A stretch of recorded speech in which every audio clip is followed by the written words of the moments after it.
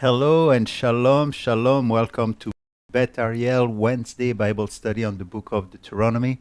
You probably noticed in the title that today's study is on Deuteronomy chapters 21 to 26, but this does not mean we will cover these 6 great and massive chapters, but we will navigate through them and follow some themes which together will show us the humane and really caring side of the Mosaic law. We will continue to look into the laws of warfare and how kind and considerate they are to the soldiers, to nature, and even to the enemies. We will look at the laws concerning our neighbors, how we ought to always think of their welfare when we build a home, when we go about our daily business.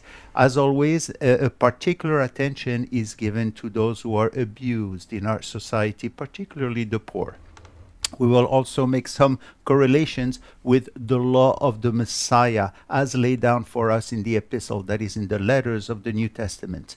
These laws are an extension of the Mosaic law. Both are called the law of the Lord. And so I'm looking forward to begin this study. Now, before this, as we usually do, let us take a question we have received. Sharon will read the question for us. Good evening. I've been listening to you for a couple of years, and I have grown so much in reading and understanding the Bible, for which I am grateful. I've heard you give history from the Talmud, and I've also heard there are so many questionable things in there as well. So I'm just wondering where you stand when it comes to this book. Thank you. Now, thank you for this important question. First, let me say that the Talmud is not one book written by one author, but about 60 books written by many more authors spanning over a few centuries. The Talmud is a combination of the Mishnah, which is the oral law, and the commentaries on the Mishnah, which is called the Gemara. The two of them form the Talmud.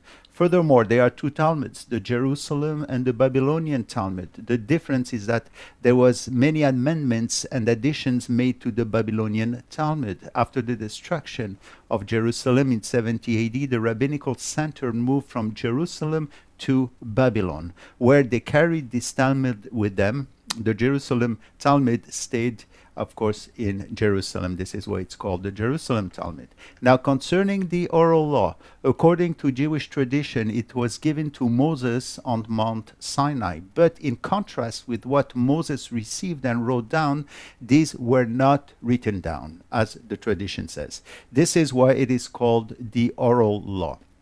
Now, according to this tradition, these laws were passed down from generation to generation, but because of the dispersion of the Jews in the first century and fear that many of these traditions and laws would otherwise be lost, they chose to write them down alongside its commentaries. This is how the Talmud, both of them actually, came into existence. Now, that the Talmud contains some questionable things, and it does, by the way, this does not annul other contents written by the authors, which help to this believer understanding the context of the first century Judaism.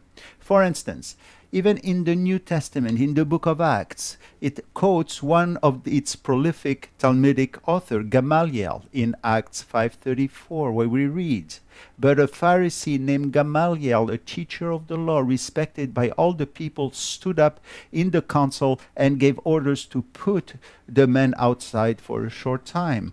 And there he gave the Sanhedrin, the highest court in Israel, a very wise advice about the new formed body of the Messiah, the church that is, when he said, 'But if it is of God, you will not be able to overthrow them, or else you may be found fighting against God.' And indeed, it is from God, because after 2,000 years, we believers in Yeshua are still here." And so it was a wise counsel that this man who wrote so much in the Talmud actually gave. We later learned, that is in Acts 22 verse 3, that he was Paul's teacher. We read that Paul sat at the feet of Gamaliel as one of his students. Now, 2 learned men, by the way, named Gamaliel are mentioned in the Talmud. The one in the New Testament cites is Rabban Gamaliel, which concords with the dates. This Gamaliel, by the way, is cited over 700 times in the Babylonian Talmud and 450 times in the Jerusalem Talmud. Now, if Luke in the book of Acts cited one of the authors of the Talmud, surely we can pull some historical facts to help us better understand the context of scriptures. Furthermore, I want to say that many parts of the Talmud throw so much light to many passages of the New Testament, enhancing our understanding. For instance, consider the passage of John, the Gospel of John, chapter 7 to 9, which happened during the Feast of Sukkot, also known as Tabernacles, where Yeshua gave two very important statements that could be better understood in the light of what the Talmud says. One elaborate ceremony the Talmud speaks about is the ceremony of lights. It explains that at Sukkot, the Feast of Tabernacles, they used to light very large candelabras whose light was visible kilometers away. This was done to symbolize the Jerusalem of the Messianic times. And it was at this very time that Yeshua said, "I am the light of the world," in John 8:12. Considering the background, the words of Yeshua are very much enhanced here. A second ceremony called the ceremony of water drawing. During this same feast, they used to carry water from the pool of Siloam up to the temple with much singing and rejoicing, and then pour this water on the side of the temple, creating a stream of water which symbolized the altar of the temple of the millennium, as described in Ezekiel in his chapter 40 to 48. So this prophet goes on to describe a river of water coming out of the side of the altar.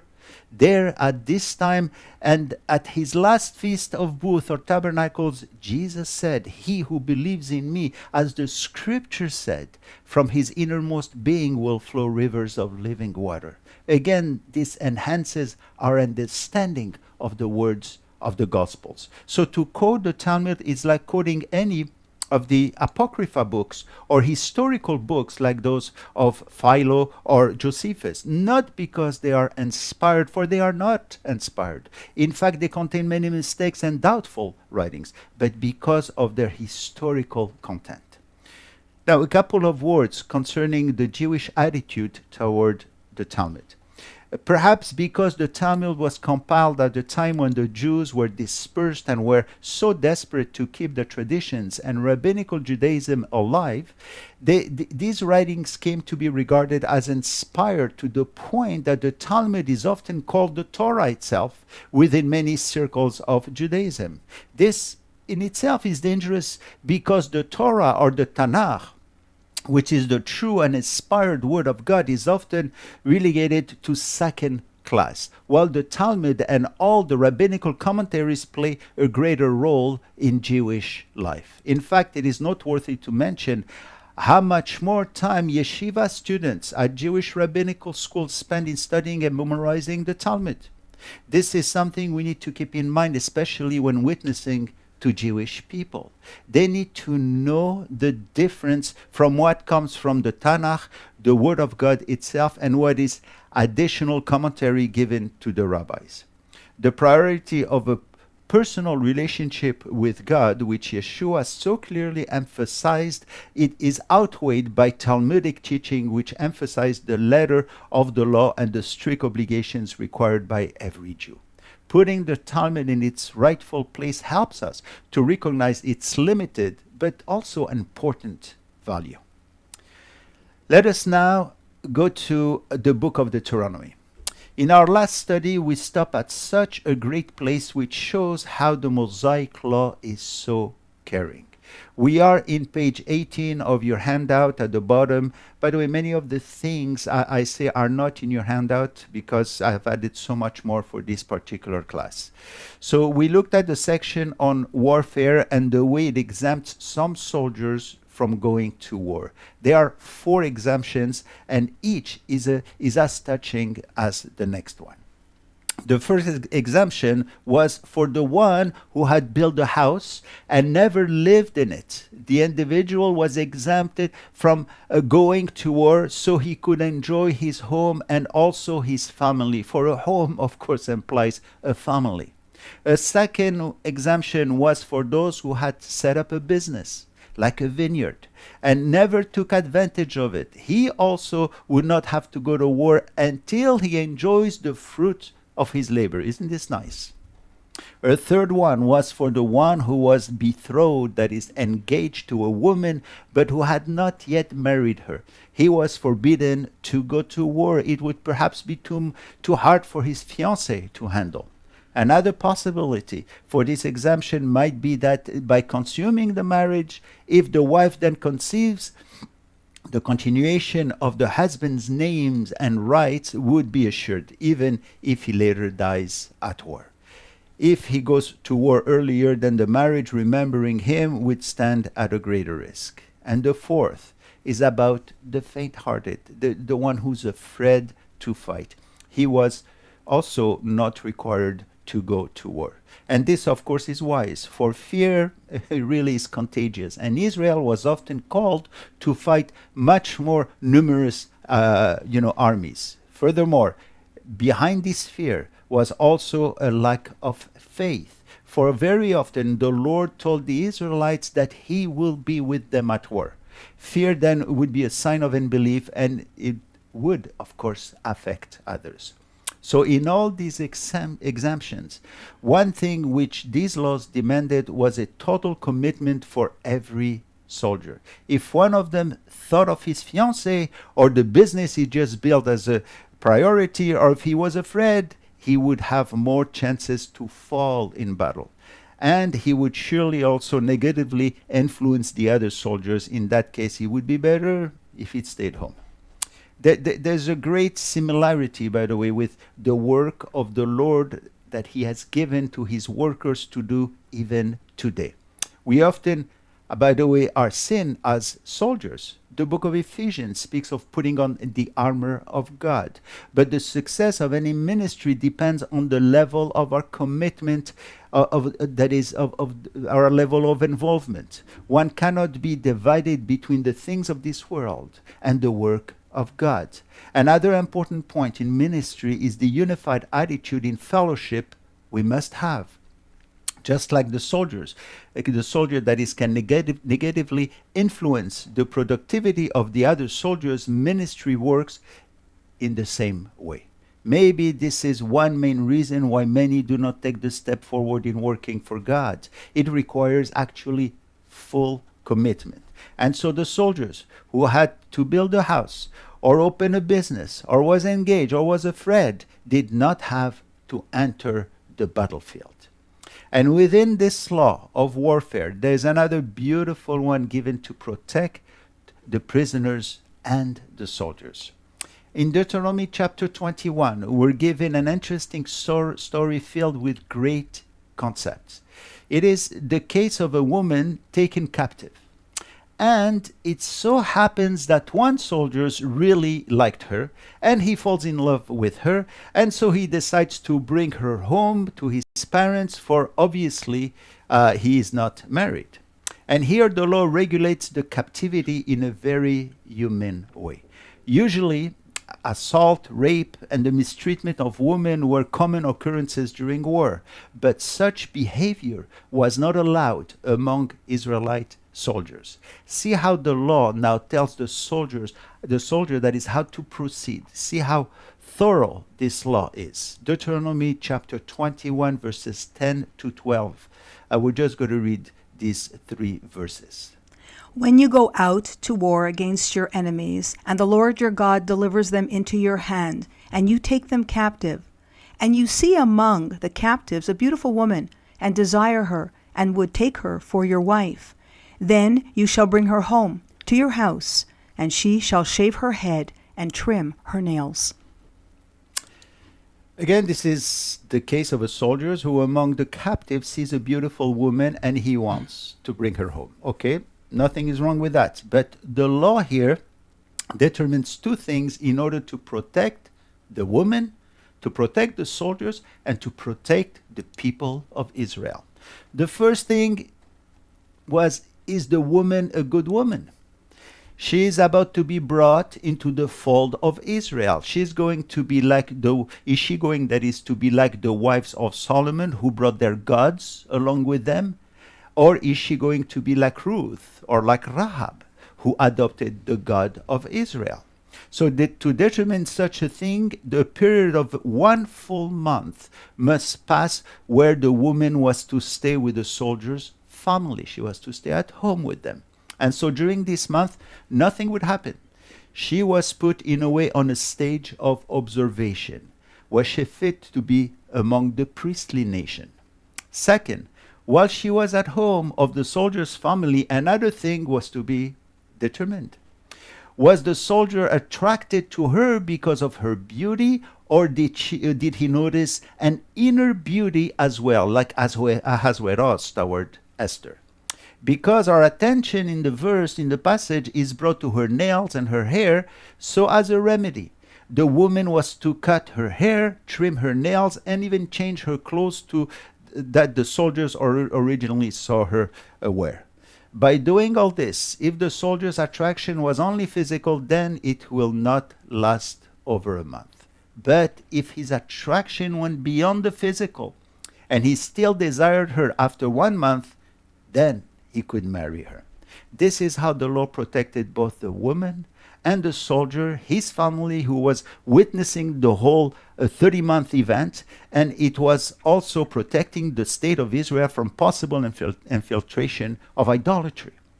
It will be then a beautiful ending, a great marriage, right? However, in case the soldier that is does not desire her anymore, but I love the way God protects the woman. Look at verse 14. It shall be, if you are not pleased with her, then you shall let her go wherever she wishes, but you shall certainly not sell her for money. You shall not mistreat her, because you have humbled her. The principle here is very precious. This law underscores the value of human life. It is contrasted with the terrible treatment of war captives common throughout the ancient Near East. When we read in verse 14, and it shall be if you have no delight in her, that is before the marriage, of course, and after a month of observation, not after they got married, then the soldiers was not to do whatever he wished, because the woman belongs to God. That's the idea. The soldier was not allowed to sell her for money, because the woman, whether she was an Israelite or a Philistine or other, she belongs to God. The soldier was not allowed to mistreat her, for she is made in the image of God. This then is a great law where everyone is fully protected. And right after this law, we read something that could surprise many, but it flows with the message of the previous law. See verse 15, how it begins.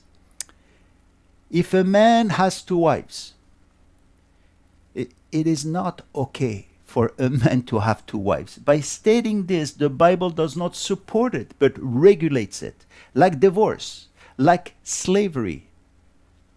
God formulated these laws because of the hardness of man's heart, not because he advocates it, as Yeshua teaches in the gospel. In fact, polygamy was never a positive experience in the Old Testament. The Bible never described a happy polygamous marriage. 2 or more wives meant so many problems because it was never meant to be. Abraham, he had Hagar as a second wife, but it was out of his lack of faith. First, he went down to Gerar when he was supposed to stay in Israel. Second, he lied about his wife. He said that he was his sister. And after this, Hagar's presence was always a thorn in the flesh for him and his descendants. And consider poor Jacob. He went for 1 wife, but he ended up with 4 wives because of his uncle's Laban's treachery and Leah's and Rachel's jealousy. And also because of what he has done himself in lying to his father Isaac. The point is that when God created the marriage, because it is God who created the marriage, he said in Genesis 2:24, For this reason, a man shall leave his father and his mother, and be joined to his wife, and they shall become one, echad flesh. One flesh, one echad, as the triunity of God is. Any addition to this oneness is a monstrosity. This is why idolatry, or not idolatry, but when one goes to other woman, is singled at adultery, that is singled at as a grave sin in a marriage.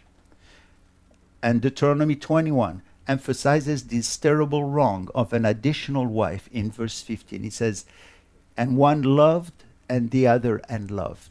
But that's not the way it was meant to be. That a man would soon love and prefer that is one wife over the other, the inevitable result was hurt, feelings of jealousy, strife, partiality, favorism, and all that entails.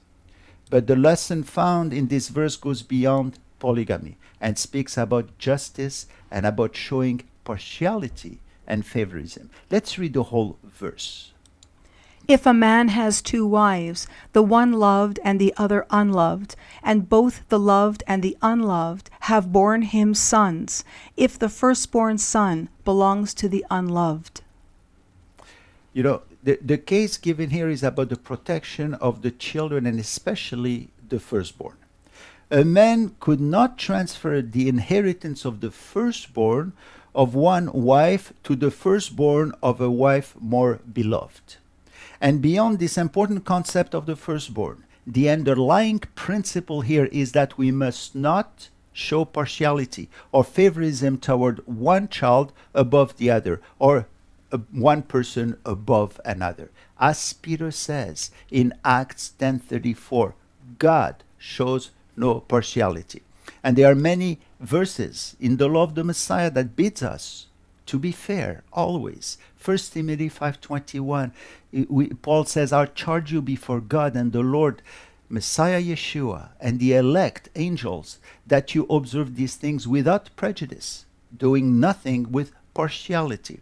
Our mandate is to love one another without partiality, and also our children without partiality, and give the firstborn what belongs to the firstborn. Here then is another great law of love, which again regulates man's tendencies and lay out for us important principles.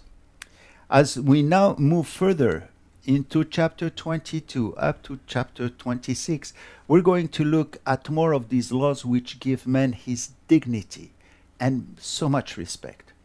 Some of other case laws we're about to see seem actually so exclusive and exceptional that they might at first appear so irrelevant to us. But a closer reading will show that they also carry a great weight of applicable truth. We remember that these laws are presented in the same way that the laws of the Messiah, the law of Christ in the New Testament, in a case law. That is, in case-by-case laws.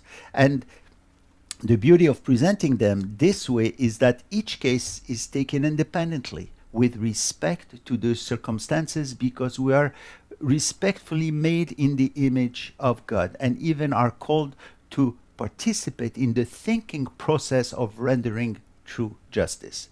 The next section speaks of our relationship with our neighbors. What kind of neighbors are we?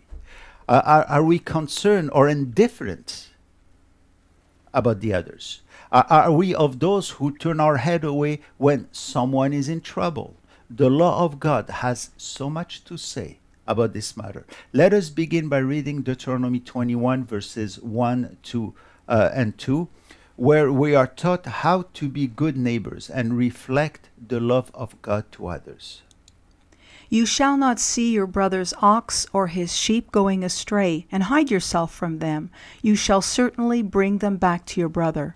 And if your brother is not near you, or if you do not know him, then you shall bring it to your own house, and it shall remain with you until your brother seeks it. Then you shall restore it to him. Now, most of us do not and will never own an ox or a donkey in our lifetime, but in these three verses are contained some eternal principles. To begin with, we are here in the lost and found section in the Bible. The first issue concerns the restoration of lost property. People are always misplacing or losing things: purses, money, eyeglasses, pens, especially, and pencils. What if you found one of them? The question is it yours? What the law says here is that if an item is ever found, it is to be returned to the rightful owner. What if you don't know him? What if you looked for him for many years and you still can't find him? It really doesn't matter, for the law says that a found item that is, never really belongs to the one who found them. This is where we read.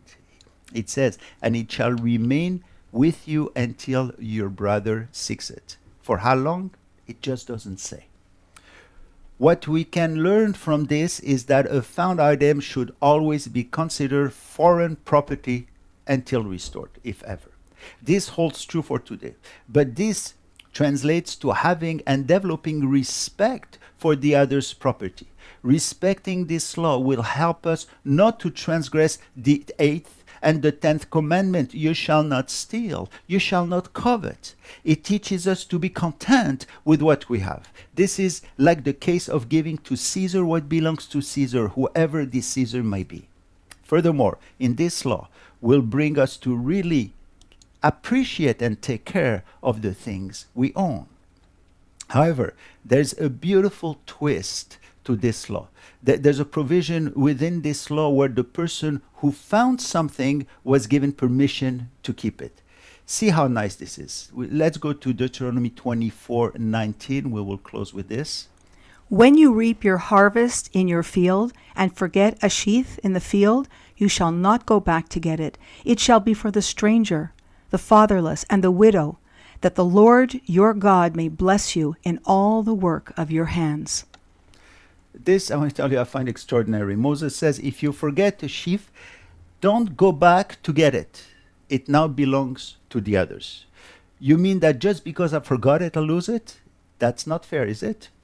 What then can we learn from this? In reality, a sheaf is a very big thing to forget. And if you forgot it, it is probably because you are already quite full and satisfied. So it doesn't mean as much to you as it would mean to others. And so the law says if somebody finds it, and probably a poor man, it is his. In fact, the Hebrew word for forget also means to ignore or to cease to care. This must very well indicate that the person was too busy gathering all the blessings, and that thing he forgot was something that he didn't really need. The principle is in Exodus 16:18. When God first provided the manna, he ordered that everyone should take a definite amount for each person. And the conclusion was, he who gathered much had nothing left over, and he who gathered little had no lack. Every man had gathered according to each one's need. This is actually what's behind these laws. There are so many more that we'll look together next time we meet. Be blessed. Hallelujah, Adonai, kol goyim. Shabechu kol ha'umim. Ki gafar aleinu chasto, ve'emet Adonai le'olam. Hallelujah, hallelujah. גבר עלינו חסדו, אמת אדוני לעולם. הללויה, הללויה, הללויה, הללויה, הללויה,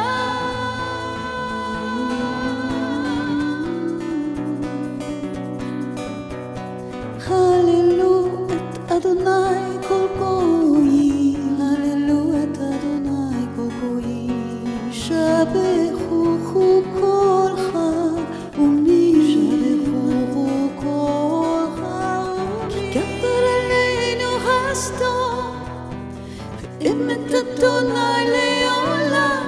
הללו